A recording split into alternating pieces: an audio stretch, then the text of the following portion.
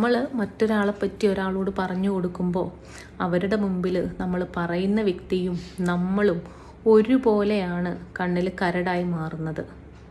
കാരണം അയാളെപ്പറ്റി ഒരു കുറ്റം പറഞ്ഞു കൊടുക്കുന്ന നമ്മൾ എന്തുകൊണ്ട് മറ്റൊരാളുടെ കുറ്റം ഇയാളെ പറ്റിയും പറയില്ല? നമ്മുടെ മനസ്സിൽ നല്ലൊരു ഇമേജ് ഉള്ള ഒരാൾ, അതായത് നമ്മൾ ബഹുമാനിക്കുകയും നമ്മൾക്ക് സ്നേഹം തോന്നുകയൊക്കെ ചെയ്യുന്ന ഒരു വ്യക്തി, അയാൾക്ക് നമ്മുടെ മനസ്സിൽ നല്ലൊരു സ്ഥാനമുണ്ട്.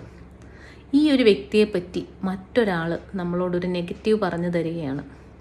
അയാൾ ഇങ്ങനെയാണ്, അയാൾക്ക് ഇങ്ങനത്തെ ഒരു മോശ സ്വഭാവമുണ്ട്. അപ്പോൾ നമ്മുടെ മനസ്സിൽ നമ്മൾ അത്രയും നാൾ കൊണ്ട് നടന്ന നമ്മളൊരു ബഹുമാനം കൊടുക്കുന്ന ആ ഒരു വ്യക്തി ഒരു നെഗറ്റീവ് കഥാപാത്രമായിട്ട് മാറുകയാണ്.